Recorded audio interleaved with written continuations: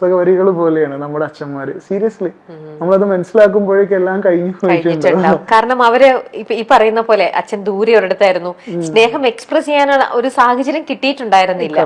അപ്പൊ അത് എല്ലാം തെറ്റിദ്ധരിക്കപ്പെട്ടു പല കാര്യങ്ങളും. എന്തെങ്കിലും ഒക്കെ പറയുമ്പോൾ ഒരു പക്ഷെ നോ അദ്ദേഹം പറഞ്ഞിട്ടുണ്ടാവാം. അതൊക്കെ ഷബീറിന്റെ അന്നത്തെ പ്രായത്തില് അതെല്ലാം വലിയ വേറെ രീതിയിൽ എടുക്കും. പ്രായത്തിന്റെ ഒരു കുഴപ്പമാണ് അതെല്ലാം. പക്ഷെ അങ്ങനെ ഒരു തെറ്റിദ്ധാരണ ഉണ്ടായി. അതെ, തീർച്ചയായിട്ടും. എന്നിട്ട് അങ്ങനെ ഉമ്മച്ചിനെ വിളിച്ചപ്പോ രണ്ടാമത് വിളിച്ചു. ഉമ്മച്ചിനോട് അങ്ങനെ കാര്യങ്ങളൊക്കെ സംസാരിച്ചു. പക്ഷെ ഉമ്മച്ചിനോട് വാക്കോട് പറഞ്ഞു, ഈ ഇങ്ങോട്ട് വരണ്ട, കാരണം ഈ എനിക്ക് ഫോൺ വിളിച്ചത് ആരും പറയണ്ട, എനിക്ക് എത്രയാണോ പഠിക്കാൻ ആഗ്രഹമുള്ളത് ആ കാര്യങ്ങളൊക്കെ പഠിച്ചു. ഞാൻ എന്റെ അമ്മോനുണ്ട്, ഐ മീൻ ഉമ്മന്റെ ബ്രദർ, ഓനെനിക്ക് ഒന്ന് വിളിച്ചേക്ക്, ഓൻ എനിക്ക് ആവശ്യമുള്ള പൈസ ഒക്കെ അയച്ചു തരുന്നൊക്കെ പറഞ്ഞ്. ഉമ്മച്ചിക്ക് പേടിയാണ്, വിളിച്ചത് പറഞ്ഞു കഴിഞ്ഞാൽ ഇനിയും ആക്ച്വലി എന്നെ ഇവിടെ ഇടുവോ, അല്ലെങ്കിൽ ഇനിയും ഡൽഹിയിലേക്ക് ഞാൻ വന്നു കഴിഞ്ഞാൽ എന്നെ തിരിച്ചു മടക്കി അയക്കില്ലേ എന്നുള്ളൊക്കെ പേടിയായിരുന്നു ഉമ്മച്ചി. കാരണം she is my best friend actually. ഉമ്മച്ചി നല്ല അടിപൊളിയാണ്. ഉമ്മച്ചി എന്താ പറയാ, behind every successful man there is a woman എന്നൊക്കെ പറഞ്ഞ മാതിരി മൈ മം എന്റെ ഉമ്മച്ചിയാണ്. ഉമ്മച്ചിയുടെ പേര് പറയാമോ? ഉമ്മു സൽമ. ഉമ്മു സൽമ. ഉമ്മു സലിമ. ഉമ്മച്ചി ലൈക്ക് നമ്മളിപ്പോ ദേഷ്യപ്പെടുന്ന സമയത്ത് എന്താപ്പത്തെ ദേഷ്യം എന്ന് ചോദിക്കുന്നതിന് പകരം എന്താപ്പത്തെ സങ്കടം എന്നൊക്കെ ചോദിക്കൂലേ, ശരിക്കും എന്റെ ഉമ്മച്ചി അങ്ങനത്തെ ഒരാളാണ്. എന്റെ ഉമ്മച്ചി ഭയങ്കര സ്വീറ്റ് ആണ്, ഭയങ്കര ചക്കരയാണ്. അപ്പം ലൈക്ക് ഉമ്മച്ചി എന്നോട് അങ്ങനെ പറഞ്ഞു. അപ്പൊ ഞാൻ എന്ത് ചെയ്തു, ഞാൻ പോയില്ല, ഞാൻ തിരിച്ചു പോയില്ല, അവിടെ നിന്നു. കോളേജിൽ നിന്ന് നേരെ കൊണ്ടുപോകുന്നത് എന്നെ മെന്റൽ ഹോസ്പിറ്റലിലേക്കാണ്. കാരണം വീട്ടിലേക്ക് ഇടാൻ പറ്റില്ല. കാരണം പക്ഷേ ഇതൊരു മെന്റൽ ഹോസ്പിറ്റലില് അഡ്മിറ്റ് ചെയ്യേണ്ട കേസാണോ ഇത്? അതായത് ഈ ഇപ്പൊ ഞാൻ ഇപ്പൊ സൈക്കോളജി പഠിച്ചിട്ടുണ്ട് അല്ലെ, ഇപ്പൊ ഞാൻ സൈക്കോളജിസ്റ്റ് ആണ്. ഇപ്പം ഈ സൂയിസൈഡ് ടെൻഡൻസി എക്സ്ട്രീം ആയി കഴിഞ്ഞാൽ ഒരിക്കലും അയാളെ വീട്ടിൽ നിർത്താൻ പാടില്ല. ആണോ? യെസ്, ഭയങ്കര ഡേഞ്ചറാണ്, ഹൈലി ഡേഞ്ചറാണ് ആക്ച്വലി. കാരണം നമുക്കൊരാളെ കൊല്ലാനുള്ള പുതിയെക്കാട്ടിലും ഡേഞ്ചറാണ് നമുക്ക് നമ്മളെ തന്നെ ഇല്ലാണ്ടാക്കാൻ പറ്റുന്ന ഒരു സംഭവം. അത് ഭയങ്കരമാണ്, ഭയാനകമാണ്. കാരണം ആ സമയത്ത് നമുക്കത് അറിയില്ല. കാരണം ഈ ഡിപ്രഷൻ. പക്ഷേ ഇങ്ങനത്തെ ഒരു സിറ്റുവേഷനിൽ ഞാൻ ചോദിക്കട്ടെ ഷബീർ പലതവണ സ്വയം ഇങ്ങനെ കൊല്ലാൻ നോക്കുകയാണ്. പക്ഷെ സിറ്റുവേഷൻസ് ഒക്കെ ആ സമയത്തും ദൈവത്തിന്റെ ഇതായിട്ടില്ല ഷബീറിനെ കൊണ്ടുപോകാൻ. അതുകൊണ്ട് ഷബീർ അവിടെ രക്ഷപ്പെട്ട് വരികയാണ്. അപ്പൊ ഷബീറിന് ഇങ്ങനെ രക്ഷപ്പെട്ട് വരുന്നു. വീണ്ടും വീട്ടുകാരെ കാണുമ്പം, ഈ ഉമ്മയെ കാണുമ്പോൾ പോലും ദേഷ്യമോ അല്ലെങ്കിൽ അവരോടൊക്കെ ഒരു അവേഷനോ അങ്ങനെയൊക്കെ തോന്നിയിട്ടുണ്ടോ? അപ്പൊ ആ സമയത്ത് ഡിപ്രഷൻ എക്സ്ട്രീമിലൂടെ കടന്നു പോയിട്ടുണ്ടോ എപ്പോഴെങ്കിലും? ഇല്ല. ഡിപ്രഷൻ എക്സ്ട്രീമിലൂടെ കടന്നു പോകുമ്പോൾ നമ്മൾ മുമ്പിലുള്ളതൊന്നും നമുക്ക് ഐഡന്റിഫൈ ചെയ്യാൻ കഴിയില്ല. നമ്മളെ മുമ്പിൽ നടക്കുന്നതൊക്കെ ഒരു യാന്ത്രികമായിട്ട് നമുക്ക് തോന്നും. സീരിയസ്ലി നമ്മളെ മുമ്പിലുള്ള സിമ്പതി, എമ്പതി ഒന്നും നമുക്ക് തിരിച്ചറിയാൻ കഴിയില്ല. നമ്മൾ സ്നേഹത്തോടെ ഉമ്മ എന്ന് വിളിക്കുന്ന ആ മുഖത്തിന്റെ അവരെയൊക്കെ കാണുമ്പം അവരോടൊക്കെ വല്ലാത്തൊരു വെറുപ്പ്, ഒരു ഹേറ്റ്രഡ്, ആ ഒരു ഫീല്. വെറുപ്പ് സ്വാഭാവികമായിട്ട്. ഞാൻ എന്റെ ഉമ്മയെ അടിക്കാനൊക്കെ പോയിട്ടുണ്ട്. എന്റെ ഉമ്മ എന്നോട് സംസാരിക്കാൻ നിൽക്കുന്ന സമയത്ത് എന്റെ ഉമ്മാനെ ഞാൻ ഭയങ്കരമായിട്ട് ശബ്ദം ഉണ്ടാക്കിയിട്ട് അടിക്കാനൊക്കെ പോയിട്ടുണ്ട്. എനിക്ക് അറിയില്ല, ഞാൻ എന്തൊക്കെയോ വളരെ ബാഡായിട്ടുള്ള വേർഡൊക്കെ ഉപയോഗിച്ചിട്ടുണ്ട് എന്റെ പേരൻസിന്റെ അടുത്ത്. കാരണം എനിക്ക് എന്നെ അത്രക്കും ദേഷ്യമായിരുന്നു ആ സമയത്ത്. എന്നെ മരണത്തിൽ നിന്ന് രക്ഷിച്ചിട്ടുണ്ട്. എന്റെ ദൈവവിശ്വാസമൊക്കെ പോയിട്ടോ സീരിയസ്ലി. കാരണം ഞാൻ മരിക്കാൻ വേണ്ടിയിട്ട് ഉദ്ദേശിച്ചിട്ടുണ്ടായിരുന്നു, എന്നെ വീണ്ടും ജീവിപ്പിച്ചു. ആക്സിഡന്റ് സംബന്ധിച്ച് എന്നെ മാത്രം ബാക്കിയാക്കി. എനിക്ക് വല്ലാത്തൊരു ദേഷ്യമൊക്കെ ആയിരുന്നു എന്നോടും ദൈവത്തിനോടും എന്റെ കൂടെ നിൽക്കുന്ന മനുഷ്യന്മാരോട് ഫുള്ളും ആക്ച്വലി എക്സ്ട്രീം ആയിപ്പോയി. അപ്പൊ ഡോക്ടർ നിർദ്ദേശം കൊടുത്തു, ഇവനെ ഇനിയും വീട്ടിലേക്ക് കൊണ്ടുപോയി കഴിഞ്ഞാൽ ഒന്നും കൂടി ഡേഞ്ചർ ആവാൻ ചാൻസ് ഉണ്ട്. അതുകൊണ്ട് പുള്ളിക്കാരനൊരു സുഹൃത്തുണ്ട് കുതിരവട്ടം മെന്റൽ ഹോസ്പിറ്റലിൽ, നമുക്ക് അങ്ങോട്ടേക്ക് കൊണ്ടുപോകല്ലേ എന്ന് പറഞ്ഞു.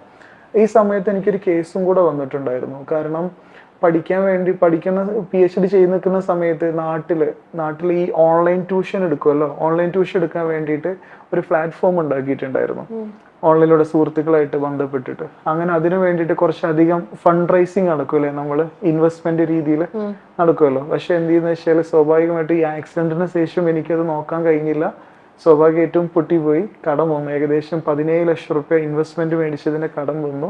അപ്പൊ അവര് എന്ത് ചെയ്തു, ചീറ്റിംഗ് കേസ് കൊടുത്തു. 420 and 409 IPC ചീറ്റിംഗ് കേസ് കൊടുത്തു. അപ്പം ഈ കേസ് ഓൾറെഡി കോടതിയിലുണ്ട്. അപ്പം കോടതിയിൽ നിന്ന് ഈ കേസും എന്റെ മാനസികാവസ്ഥയും കൂടെ വെച്ചിട്ട് കോടതിയും പറഞ്ഞു എന്ത് ഹോസ്പിറ്റലിൽ അടക്കാൻ വേണ്ടിയിട്ട് പറഞ്ഞു. അങ്ങനെ കുതിരവട്ടം മെന്റൽ ഹോസ്പിറ്റലിൽ സാദിഖ് ഡോക്ടറിന്റെ കീഴില് ഫോറൻസിക് സെല്ലിൽ അടക്കുകയാണ് ആക്ച്വലി. എത്ര നാള്? 90 days. അതായത് ഫോറൻസിക് സെല്ലിൽ 2 സെല്ലുണ്ട്.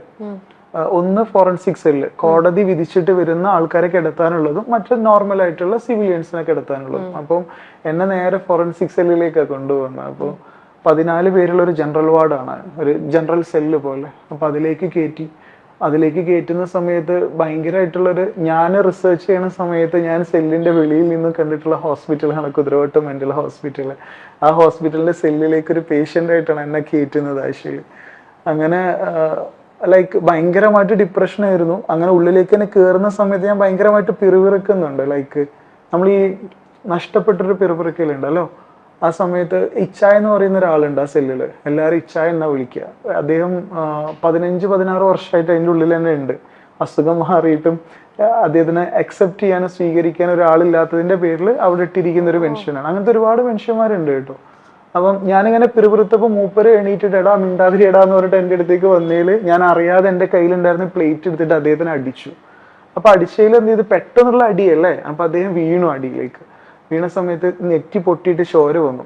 എന്നെ അറ്റൻഡർമാർ വന്നിട്ട് എന്നെ സിംഗിൾ സെല്ലിൽ കൊണ്ടുപോയിട്ടു. സിംഗിൾ സെല്ലിൽ കൊണ്ടുപോയിട്ടാണ്ട് എന്ത് ചെയ്ത്, എനിക്ക് സഡേഷൻ തന്നു. അങ്ങനെ ഞാൻ സഡേഷനിൽ ഉറങ്ങി. രാവിലെ എണീക്കുന്ന സമയത്ത് ഒരു 22 വയസ്സൊക്കെ പ്രായം തോന്നിക്കുന്ന ഒരു നേഴ്സ്, ഒരു നല്ല വെള്ളാരങ്ങണ്ണൊക്കെയുള്ള ഒരു നേഴ്സ്, ലിയ എന്നാണ് ആ പേര്. ഞാനൊരു ബുക്ക് ചെയ്തിട്ടുണ്ട് കേട്ടോ നേഴ്സിനെ കുറിച്ചിട്ട്. ലിയ എന്ന് പറയുന്ന പേരിൽ ഒരു ബുക്ക് ചെയ്തിട്ടുണ്ട്. ഇവള് എൻ്റെ അടുത്ത് ഇങ്ങനെ വന്നാണ്ട് എണീക്കേട്ടാ എന്നിങ്ങനെ പറഞ്ഞു എന്നോട്. അപ്പൊ ഞാനിങ്ങനെ നോക്കി. അപ്പോൾ എന്നോട് പറഞ്ഞു, ഈ മരിച്ച കുട്ടിയില്ല അന്നയുടെ കണ്ണ് ഭയങ്കര വെള്ളരക്കണ്ണായിരുന്നു, ഭയങ്കര പൂച്ചക്കണ്ണ് കളയായിരുന്നു ഉണ്ടായിട്ടുണ്ടായിരുന്നു. സെയിം കണ്ണാണ് അവളുടെ കണ്ണ്. ഇപ്പോഴും കുതിരവട്ടത്ത് വർക്ക് ചെയ്യുന്നുണ്ട് കേട്ടോ നേഴ്സ്. അങ്ങനെ അവളുടെ ഹസ്ബൻഡ് അവിടെ നേഴ്സാണ്, മെയിൽ നേഴ്സാണ്. അങ്ങനെ എൻ്റെ അടുത്ത് വന്നാണ്ട് ഇവര് എണീക്കേട്ടാന്ന് ഇങ്ങനെ പറയുന്നുണ്ട്. അപ്പൊ ഞാൻ ഇങ്ങനെ നോക്കുന്ന സമയത്ത് ഈ ഇങ്ങനെ മലന്ന് കിടക്കുന്ന സമയത്ത് നോക്കുമ്പോൾ കണ്ണിങ്ങനെ കാണുന്നുണ്ട്. ഞാനിങ്ങനെ സീരിയസ്ലി നിങ്ങൾക്ക് എത്രത്തോളം അതിന് ഇമാജിൻ ചെയ്യാൻ പറ്റുന്നുണ്ടെന്ന് എനിക്കറിയില്ല. കാരണം എനിക്ക് അത്രയും സെഡേഷൻ ഉള്ള സ്ലീപ്പിംഗ് പിൽസ് ആണ് എനിക്ക് തന്നിരിക്കുക, അതും ബൈ ഇഞ്ചക്ഷൻ അല്ലെ.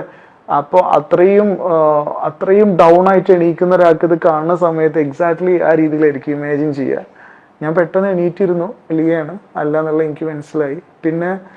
പിന്നീടുള്ള അങ്ങോട്ടുള്ള ദിവസങ്ങൾ ഈ കുട്ടി ഓവർ ഷിഫ്റ്റ് എടുക്കും എനിക്ക് വേണ്ടിയിട്ട്. ലിയ എന്നെ ഇങ്ങനെ എടുത്തിങ്ങനെ കേട്ടിരിക്കും. സെല്ലിന്റെ വെളിയിൽ വെളിങ്ങനെ ഇരിക്കും. എന്നോട് ഒരുപാട് കാര്യങ്ങൾ ചോദിക്കും. ഞാൻ ആരാണെന്ന് പോലും ഈ കൊച്ചിന് അറിയില്ല.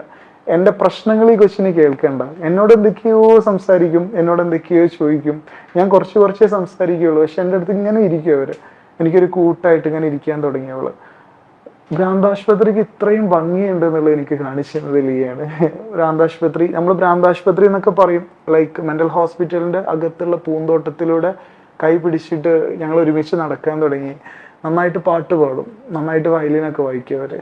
ഈ മദർ തെരേസിനെ കുറിച്ച് എഴുതിയിട്ടുള്ള ഒരു ബുക്ക് ഉണ്ട്, സംതിങ് ബ്യൂട്ടിഫുൾ ഫോർ ഗോഡ്. ദൈവത്തിന് വേണ്ടിയിട്ട് കുറച്ച് നല്ല കാര്യങ്ങൾ മദറിനെ കുറിച്ച് പറഞ്ഞിട്ടുള്ള ആളാണ്. ആ വേർഡ് എക്സാക്ട്ലി നമുക്ക് കൊടുക്കാൻ പറ്റുന്ന ഒരാളാണ് Liya. Something beautiful for God. ഭയങ്കര ബ്യൂട്ടിഫുൾ ആയിട്ടുള്ള ഹാർട്ട് ആയിട്ടുള്ള ഒരു പേഴ്സൺ. എൻ്റെ കൂടെ ഓവർനൈറ്റ് ഷിഫ്റ്റ് എടുത്തിട്ട് എൻ്റെ കൂടെ നിൽക്കുന്നത്, എന്നോട് സംസാരിക്കുന്നത്, ഞങ്ങൾ ഒരുമിച്ച് നടക്കുന്നത്. ഐ മീൻ എൻ്റെ ലൈഫിൽ എനിക്കൊരു ഹോപ്പ് ഡ്രോപ്പ് ഇട്ട് തരൂലേ,